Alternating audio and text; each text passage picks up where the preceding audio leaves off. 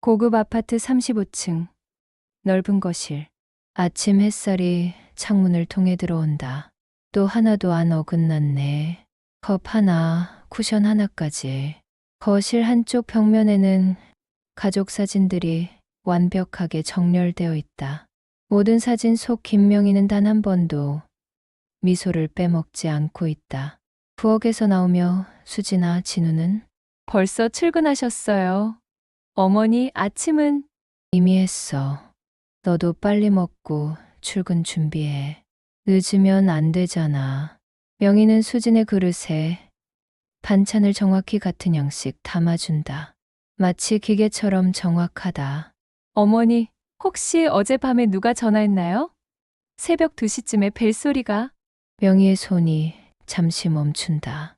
거의 0.1초도 안 되는 순간이지만 수지는 놓치지 않는다. 잘못 걸린 전화겠지. 요즘 그런 게 많잖아. 수진의 회사, 중앙일보 사회부.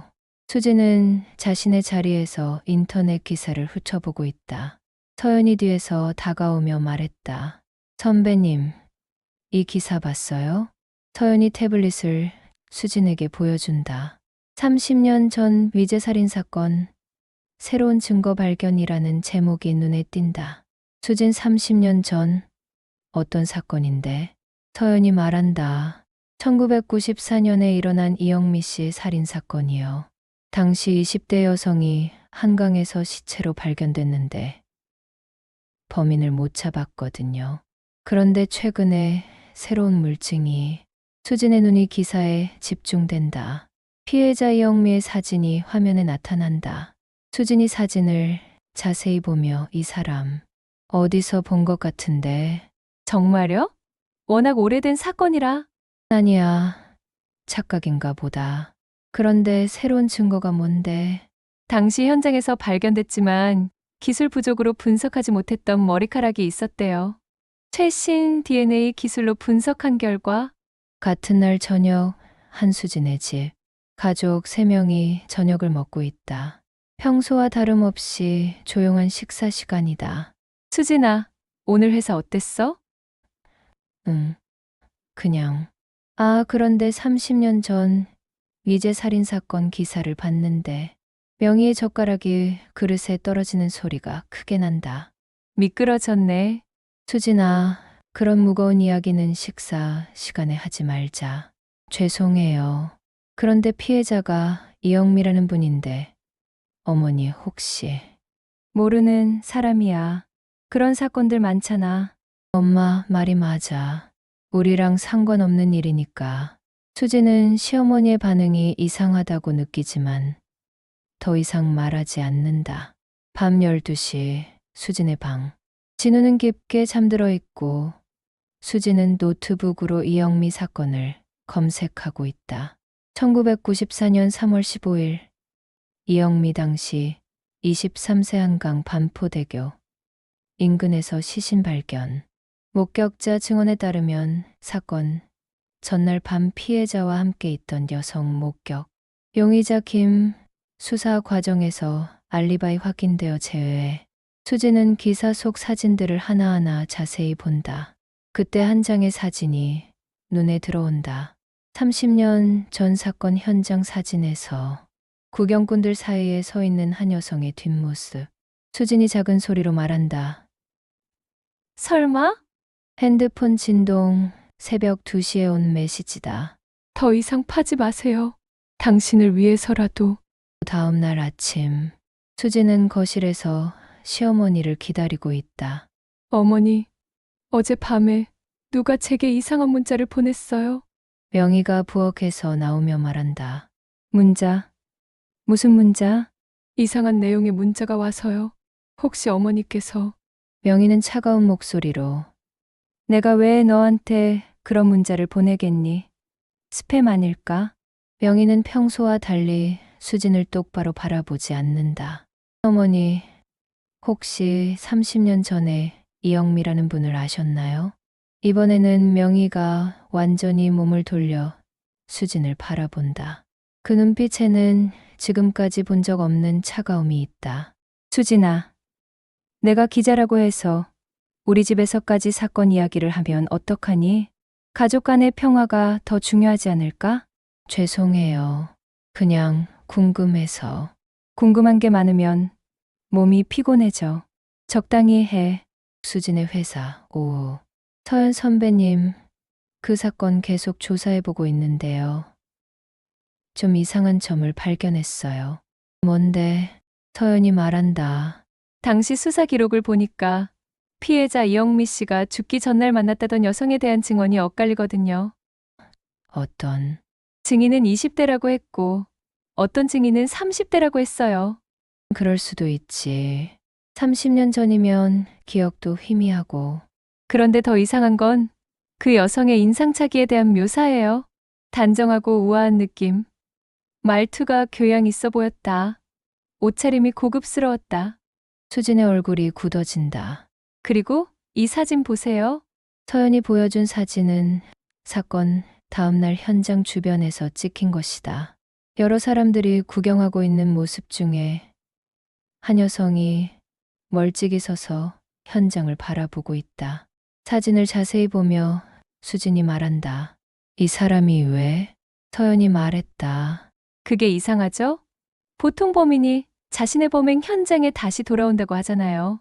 수진은 사진 속 여성의 실루엣을 계속 바라본다. 뭔가 익숙한 느낌이 든다. 저녁 한수진의 집. 수진아, 요즘 무슨 일 있어? 아니야, 그냥 일이 좀 복잡해서. 명희가 의미심장하게 말한다. 복잡한 일은 집에 가져오지 말았으면 좋겠어.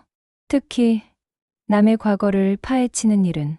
수진이 명희를 바라본다. 분명한 경고의 메시지다. 어머니, 혹시 제가 뭔가 잘못했나요? 잘못한 게 있으면 스스로 알 거 아니야? 사람은 자신의 본분을 지켜야 해. 며느리는 며느리답게. 엄마, 수진이가 뭘 어쨌다고 그러세요? 명희가 웃으며 아무것도 아니야. 그냥 요즘 젊은 사람들이 호기심이 너무 많아서 걱정된다는 말이야. 식사가 끝난 후 수진이 설거지를 하는 동안 명희가 다가온다. 뭐 하고 있니?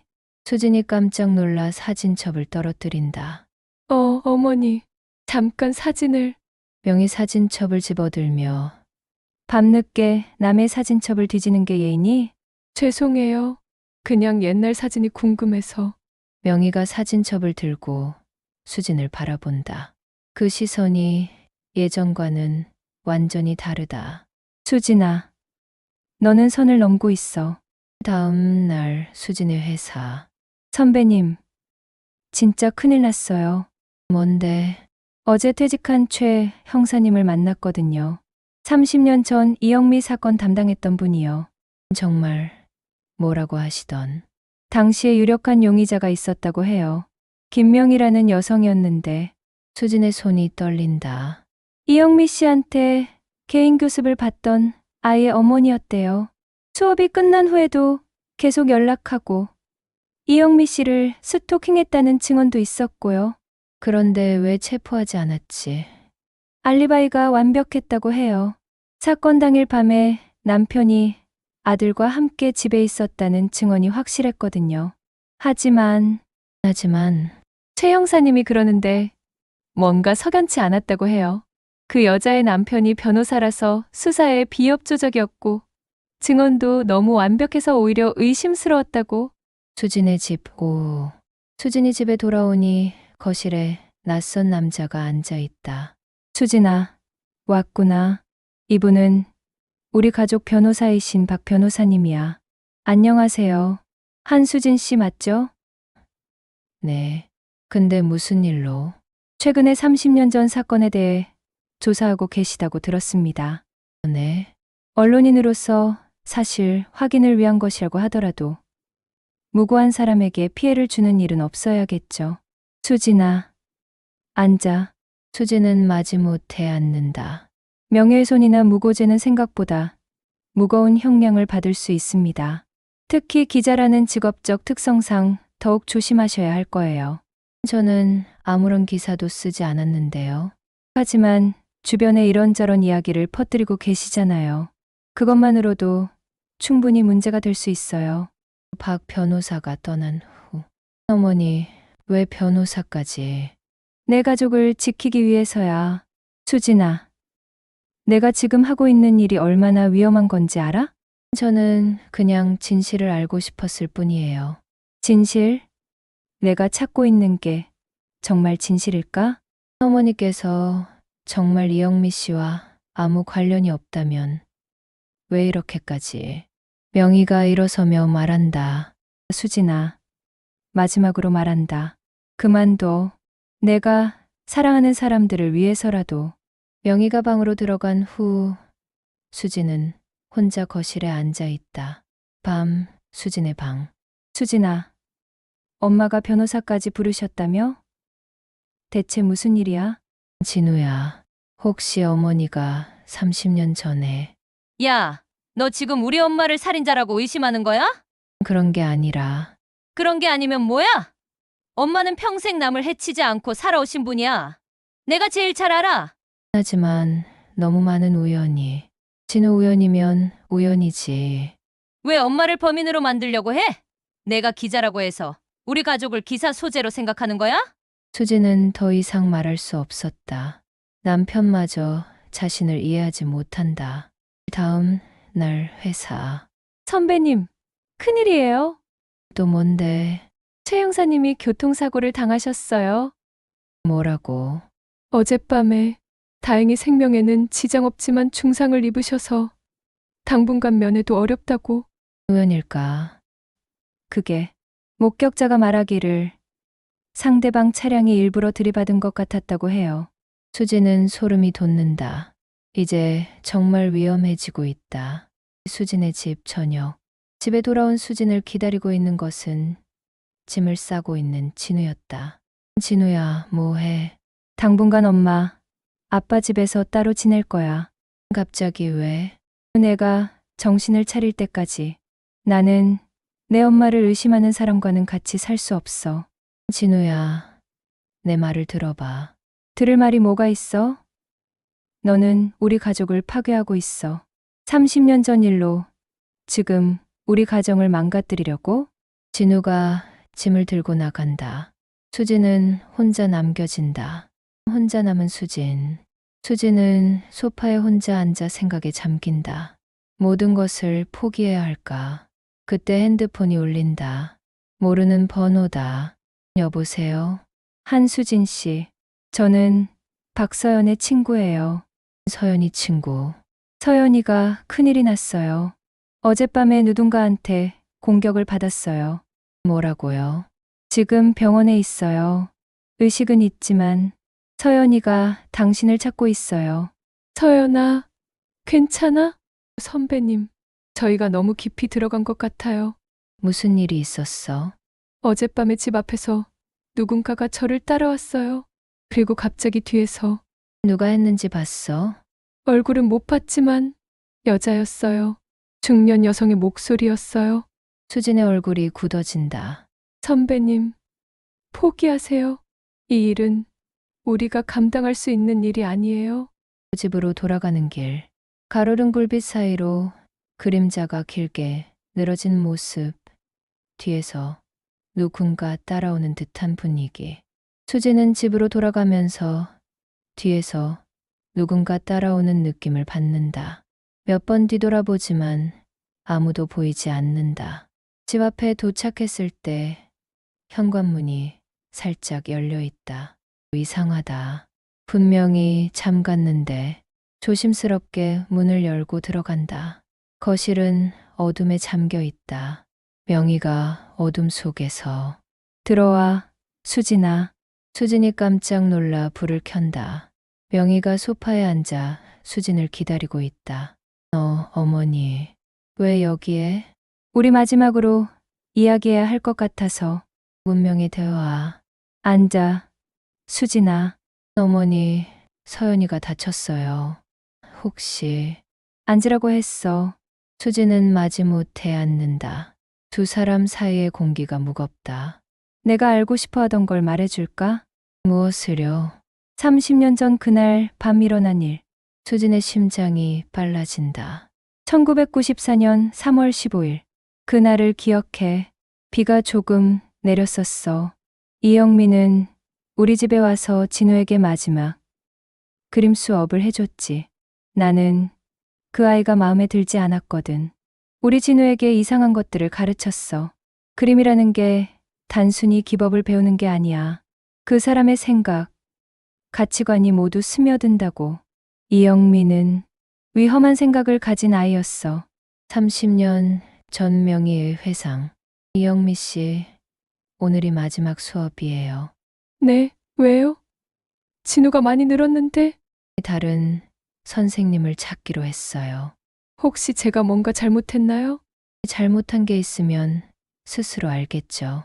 이영미는 당황하며 짐을 챙긴다. 어린 진우가 아쉬워한다. 진우야, 언니가 멀리 가게 됐어. 그림은 계속 그려야 해. 알았지? 됐어요. 이제 가세요. 그런데 그 아이가 계속 전화를 했어. 진우를 보고 싶다고, 수업을 계속하고 싶다고. 나는 분명히 말했어. 다시는 우리 집에 오지 말라고. 하지만 그 아이는 말을 듣지 않았지. 우리 집 앞에서 서성이고, 진우가 놀이터에 나가면 멀리서 지켜봤어. 그리고 나한테 편지를 보냈지. 명희가 서랍에서 오래된 편지를 꺼낸다. 그거 봐. 수진이 편지를 읽는다. 명희 씨, 제가 왜 이런 대우를 받아야 하는지 모르겠어요. 진우는 저를 좋아했고, 저도 진우를 진짜 동생처럼 아꼈어요. 단지 제가 가난하다는 이유로 쫓아내시는 거예요? 진우에게는 꿈이 있어요. 그 꿈을 키워주고 싶어요. 다시 한 번만 기회를 주세요. 이런 편지가 한 달 동안 매일 왔어. 그리고 점점 내용이 이상해졌지. 또 다른 편지를 꺼낸다. 명희 씨는 진우를 진정으로 사랑하는 게 아니에요. 단지 소유하고 싶어 할 뿐이죠. 아이에게는 자유가 필요해요. 저는 진우의 진정한 친구가 될 수 있어요. 명희 씨보다 더 나은 어머니가 될 수 있어요. 마지막 편지는 더 심했어. 진우를 데려갈 거예요. 명희 씨 같은 사람은 어머니가 될 자격이 없어요. 그래서 나는 그 아이를 만나기로 했어. 3월 15일 밤에 한강 공원. 그 아이가 지정한 곳이었어. 사람이 별로 없는 곳으로. 그날 밤에 나는 단지 그만하고 우리 가족에게서 떠나라고 이야기하려고 했어. 30년 전 그날 밤 한강 공원. 가로등 불빛 아래 두 여성이 대화하고 있는 모습. 주변은 어둡고 적막한 분위기. 이영미 씨, 이제 그만해요. 명희 씨, 저는 진우를 정말 사랑해요. 진정으로요. 사랑. 5살짜리를. 그게 정상인가요? 이영미 동생 같은 사랑개요. 왜 그렇게 더럽게 생각하세요? 그럼 왜 나를 어머니로 인정하지 않으려고 해요? 왜 내 아이를 데려가겠다고 해요? 명희 씨는 진우를 숨막히게 하고 있어요. 아이에게는 꿈이 있는데 명희 씨는 그 꿈을 짓밟고 있어요. 내가 내 아이를 어떻게 키우든 당신이 상관할 일이 아니에요. 진우는 예술가가 될 수 있어요. 하지만 명희 씨 같은 속물적인 어머니 밑에서는 절대로. 그때 명희가 이영미의 뺨을 때린다. 감히 나를 속물이라고? 명희 씨, 진정하세요. 진정하라고? 내 아이를 빼앗겠다고 위협하는 당신한테? 둘 사이에 실랑이가 벌어진다. 이영미가 뒤로 밀려나며 계단에서 발을 헛딛는다. 현재 고백에 계속. 수진이 떨리는 목소리로 시어머니께 묻는다. 그래서 이영미 씨가 사고였어. 나는 밀지 않았어. 그 아이가 뒤로 넘어지면서 머리를 돌에 부딪힌 거야. 어머니, 그런데 왜 신고하지 않으셨어요? 명희가 쓴웃음을 지으며 이야기한다. 내가 신고했다면 나의 어린 아들을 스토킹하던 여자와 싸우다가 그만 사고로 그 여자가 죽었습니다 라고 할까? 아무도 믿지 않았을 거야. 나는 이미 그 아이를 싫어한다고 공공연히 말했었고 편지들도 있었으니까. 수진이 묻는다. 어머니, 그래서 시체를 강해? 명희가 고개를 끄덕이며 그럴 수밖에 없었어. 진우를 위해서, 우리 가족을 위해서. 수진이 충격받은 표정을 지으며 말한다. 어머니, 30년 동안 이걸 혼자가 아니었어. 진우 아버지가 도와줬어. 그 사람 변호사니까 어떻게 해야 하는지 알았지. 그 사람이 알리바이를 만들어줬어. 우리가 그날 밤 내내 집에 있었다고 증언해준 거야. 수진이 묻는다. 하지만 DNA 검사는 명희가 대답한다. 30년 전에는 그런 기술이 없었어. 그리고 현장에서 내 머리카락이 발견됐다고 해도 나는 이미 죽은 사람이야. 무슨 말씀이세요? 공식적으로 김명희는 5년 전에 죽었어. 지금의 나는 박명희야. 수진이 더욱 놀란다. 이름을 바꾸셨다고요? 몇 년 전부터 누군가 나를 의심하기 시작했어. 그래서 진우 아버지가 서류를 조작해서 김명희는 병사한 것으로 처리하고 나는 박명희가 됐지. 그럼 지금 어머니는 존재하지 않는 사람이야. 그래서 안전한 거고. 수진이 일어서며 어머니, 이건 너무 앉아. 수진아, 이야기가 끝나지 않았어. 왜 내가 이 모든 걸 내게 말했는지 궁금하지 않아? 수진이 서서히 앉는다. 불안한 예감이 든다. 너는 너무 많이 알았어. 그리고 포기하지도 않고 이영미처럼. 수진이 일어서며 말한다. 어머니, 저는 아무에게도 말하지 않을게요. 명희가 차가운 미소를 지으며 그렇게 말하지 않을 줄 알았는데. 정말이에요. 어머님 가족이 중요하니까 진우를 위해서라도. 명희가 웃음 지으며 말한다. 진우는 이미 내 편이야. 너를 의심하고 있어. 수진이가 엄마를 범인으로 만들려고 한다고 생각하고 있다고. 어머니, 그건 명희가 말을 가로막는다. 그리고 너의 동료 서연이도 입을 다물 거야. 무서워서. 어머니, 그럼 서연이를 다치게 한 것도 내가 전에 너에게 분명히 말했잖아. 경고였어. 하지만 너는 여전히 여기 있잖아. 명희가 서랍에서 무언가를 꺼낸다. 작은 칼이다. 명희가 나지막히 말한다. 수진아, 미안해. 하지만 내가 선택할 수 있는 건 이것뿐이야. 수진이 침착하게. 어머니, 잠깐만요. 생각해 보세요. 저를 죽이면 더 의심받을 거예요. 며느리가 갑자기 사라지면. 명희가 손에 칼을 쥐며 내가 스트레스로 인해 자살했다고 하면 돼. 요즘 내 상태를 보면 충분히 믿을 만하잖아. 수진이 떨리는 목소리로 말한다. 하지만 저는 어머니를 이해해요. 어머니는 가족을 지키려고 했던 거잖아요. 진우를 지키려고. 이영미 씨가 정말 아이를 빼앗으려고 했다면 어머니 입장에서는 당연히 막으려고 하셨을 거예요. 명희의 손이 잠시 떨린다. 그리고 사고였다고 하셨잖아요. 어머니는 살인자가 아니에요. 명희의 칼을 든 손이 떨리며 하지만 결과적으로는. 수진이 필사적으로 말한다. 어머니, 저는 어머니 편이에요. 정말이에요. 명희가 의심스럽게 묻는다. 내 편? 네. 저도 이제 어머니가 될 거거든요. 명희가 놀란다. 아직 진우에게 말하지 않았지만 임신했어요. 명희가 칼을 떨어뜨린다. 정말이야? 네. 아직 2개월이에요. 검사해보고 확실해지면 말하려고 했는데 명희가 앉으며 말한다. 내가 내 손자를. 어머니, 손자도 어머니가 필요해요. 할머니가. 명희의 눈에 눈물이 맺힌다. 수진아, 나는 30년 동안 악몽을 꿨어.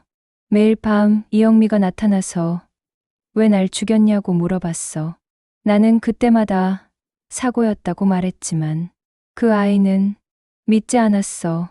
수진이 다가가서 명희의 손을 잡으며 정말 사고였다면 어머니 잘못이 아니에요. 명희가 울먹이며 말한다. 하지만 나는 그때 그 아이를 미워했어. 진우를 빼앗으려고 한다고 생각했으니까. 어머니가 진우를 사랑하셨으니까 그런 거예요. 사랑. 그게 사랑이었을까? 아니면 그냥 소유욕이었을까? 수진이 묻는다. 어머니, 혹시 이영미 씨에 대해 더 알고 계신 게 있나요? 명희가 한참을 망설이다가 있어. 뭔가요? 그 아이는 정신적으로 불안정했어. 진우에게 이상한 집착을 보였어. 어떤 집착을요? 진우를 자기 아들이라고 생각하기 시작했어. 엄마라고 부르게 하려고 했고, 수진이 놀라며 그런 일이? 그래서 더 무서웠던 거야. 단순히 그림을 가르치는 게 아니라 정말로 내 아이를 빼앗으려고 하는 것 같았어. 어머니, 그렇다면 정말 정당방위였을 수도 있어요. 이영미 씨가 정신적으로 불안정했고 실제로 아이를 데려가겠다고 위협했다면, 명희가 조심스레 묻는다. 하지만 법적으로는 어머니 30년이 지났어요. 공소시효도 지났고 어머니는 이미 다른 사람이 되셨잖아요. 명희가 고개를 들며 정말 그렇게 생각해? 네. 그리고 저는 이 일을 아무에게도 말하지 않을 거예요. 우리 가족을 지키기 위해서. 수진아, 고마워. 어머니, 이제 그만 괴로워하세요. 30년이면 충분히 벌을 받으신 거예요. 명희가 웃으며 울먹이며 정말 현명한 며느리를 둔 것 같아. 어머니도 좋은 시어머니세요. 진우를 이렇게 훌륭하게 키우셨잖아요. 두 사람이 포옹한다. 일주일 후 진우가 집으로 돌아왔다. 가족 3명이 다시 함께 아침을 먹고 있다. 수진아, 정말 미안했어. 내가 너무 성급했나 봐. 괜찮아. 나도 너무 예민했던 것 같아. 진우가 말한다. 엄마, 수진이한테 좋은 소식이 있다는데? 수진이 명희를 바라본다. 명희가 고개를 끄덕인다. 진우야, 우리 아기가 생겼어.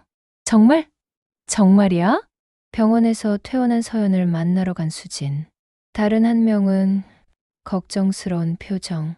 선배님, 정말 괜찮으세요? 그 일 포기하시는 게 맞는 것 같아요. 응, 서연아. 나도 그 생각이야. 사실 무서웠어요. 그날 밤에. 수진이 말한다. 미안해. 내가 너까지 위험에 빠뜨렸어. 아니에요. 그런데 선배님, 진짜 포기하는 거예요? 수진이 미소를 지으며 때로는 진실보다 중요한 게 있어. 가족이라든지 평화라든지. 선배님답지 않은 말씀이네요. 사람은 변하는 거야. 특히 어머니가 되면 더욱 그런 것 같아. 회복한 최 형사를 병문안 간 수진. 한 기자님, 오셔서 고맙습니다. 괜찮으신가요? 최다행히 큰 부상은 아니었어요. 그런데 그 사건 조사는 어떻게 됐나요? 수진이 잠시 망설이다가 포기하기로 했어요. 30년이 지난 일이고 관련자들도 다 나이가 드셨고 해서요. 최 형사가 의미심장하게 말한다. 그게 현명한 판단일 수도 있겠네요. 사실 저도 이 나이에 옛날 일로 누군가를 괴롭히고 싶지는 않거든요. 특히 가정이 있는 분이라면 더욱. 수진이 최 형사를 바라본다. 그의 눈에는 이해의 빛이 있다. 6개월 후 초음파 화면을 보며 의사가 말한다. 건강한 여자아이네요. 명희가 눈물을 닦으며 예쁜 우리 손녀. 이름은 뭘로 할까? 진영이 어때? 진우의 영. 그리고 영원하다는 뜻도 있고. 수진과 진우가 고개를 끄덕인다. 새로운 가족의 일상. 수진아, 이 옷 어때? 나는 우리 진영이가 행복하게 자랐으면 좋겠어. 아무 걱정 없이. 그럴 거예요. 어머니가 계시니까. 수진아, 정말 고마워. 내가 있어서 나도 새로운 시작을 할 수 있게 됐어. 저도 어머니 덕분에 진짜 가족이 뭔지 알게 됐어요. 진영이의 탄생. 간호사가 말한다. 축하드려요. 건강한 여자아이예요. 명희가 아기를 보며 진영아, 할머니야. 할머니가 너를 지켜줄게. 수진이 명희를 바라보며 어머니, 이제 정말 새로운 시작이에요. 명희가 고개를 끄덕이며 응, 이 아이를 위해서라도 과거는 묻어두자. 3년 후 3살이 된 진영이가 할머니 손을 잡고 공원을 산책하고 있다. 할머니, 저기 예쁜 꽃. 명희가 말한다. 그럼 우리 진영이가 그림 그려볼까? 좋아요. 명희가 작은 스케치북과 색연필을 꺼낸다. 수진이가 진호에게 말한다. 어머니, 정말 달라지셨어. 응, 진영이 때문인 것 같아. 할머니가 되니까 더 부드러워지신 것 같아. 사람은 변할 수 있구나 하는 걸 느껴. 저녁, 진영이가 잠든 후 거실에서 창문 밖으로 저녁 석양이 보이는 평화로운 분위기. 수진아, 가끔 꿈에서 이영미를 봐. 아직도요? 하지만 예전과는 달라. 이제는 화내지 않아. 그냥 미안하다고 말해. 미안하다고요? 응. 그 아이도 누군가의 딸이었을 텐데 부모님이 얼마나 마음 아파하셨을까 생각하면 진영이를 보면서 더욱 그런 생각이 들어. 만약 누군가 우리 진영이를 말을 멈춘다. 어머니는 충분히 벌을 받으셨어요. 30년 동안 괴로워하시면서. 그래도 언젠가는 이영미의 부모님께 사과드리고 싶어. 어머니, 사실 제가 찾아봤거든요. 뭘? 이영미 씨의 부모님요. 이미 돌아가셨어요. 10년 전에. 명희가 안도하면서도 슬픈 표정으로 말한다. 그렇구나. 하지만 매년 기일에는 누군가 찾아가서 꽃을 놓고 간다고 해요. 누가? 아마 친구나 동료였을 거예요. 이영미 씨도 누군가에게는 소중한 사람이었으니까. 명희가 결심한 듯이 나도 가볼까? 정말이요. 비록 뒤늦었지만 사과하고 싶어. 이영미의 묘소. 명희가 이영미의 묘소 앞에서 꽃을 놓고 절을 한다. 명희가 작은 목소리로 영미야, 정말 미안해. 나는 그때 너무 무서웠어. 내 아이를 빼앗길까봐. 바람이 살짝 분다. 하지만 이제 알겠어. 너도 그냥 아이들을 사랑했던 거구나. 나처럼. 진영이 할머니의 손을 잡으며 할머니, 여기 누가 자고 있어요? 명희가 진영이를 안으며 말한다. 할머니의 옛날 친구야. 수진이 작은 목소리로 어머니, 이제 정말 끝이에요. 응. 이제 진짜 새로운 시작이야. 마이너스 5년 후. 8살이 된 진영이의 초등학교 운동회. 진영이 달려와서 할머니 1등 했어요. 명희가 진영이를 안으며 우리 진영이 최고야. 엄마, 너무 신나신 거 아니에요? 손녀 자랑하는 게 뭐가 잘못이야? 어머니, 정말 달라지셨어. 예전에는 상상도 못했을 일이에요. 사람은 변하는 거야. 사랑하는 사람이 있으면. 진영이가 할머니 손을 잡고 뛰어간다. 할머니, 저 그림 그리고 싶어요. 그래? 그럼 할머니가 가르쳐 줄까? 네. 할머니는 그림을 잘 그려요? 명희가 잠시 망설이다가 말한다. 옛날에 조금 배웠었어. 저녁 집거실에서 명희가 진영이에게 그림을 가르쳐 주고 있다. 진영아, 그림은 마음으로 그리는 거야. 마음으로요? 응. 사랑하는 마음으로. 그러면 예쁘게 그려져. 할머니처럼요. 명희가 미소를 지으며 말한다. 할머니보다 더 잘 그릴 거야. 수진이 부엌에서 이 모습을 바라본다. 30년 전의 악몽은 이제 따뜻한 추억으로 바뀌었다. 수진이 혼잣말로 말한다. 어떤 진실은 묻어두는 게 더 아름다운 것 같아. 창밖으로 석양이 지고 있다. 가족의 웃음소리가 집안을 가득 채운다. 우리 진영이가 그린 그림 정말 예쁘네. 할머니도 그림 그려주세요. 명희가 잠시 망설이다가 그럼 꽃 그림을 그려줄까? 명희가 연필을 들어 종이에 꽃을 그리기 시작한다. 그 손끝에서 피어나는 것은 30년 전의 죄책감이 아닌 새로운 희망이다. 와, 할머니 정말 잘 그려요. 명의 눈물을 글썽이며 사랑하는 사람을 위해서라면 뭐든 할 수 있어. 어떤 진실은 사랑으로 치유될 수 있다. 30년 후 진짜 가족이 되었다. 감사합니다. 구독과 좋아요는 큰 힘이 됩니다. 이미지 프롬프트 47 밤하늘 아래 따뜻한 불빛이 새어나오는 아파트. 창문 너머로 행복한 가족의 실루엣이 보이는 마지막 장면.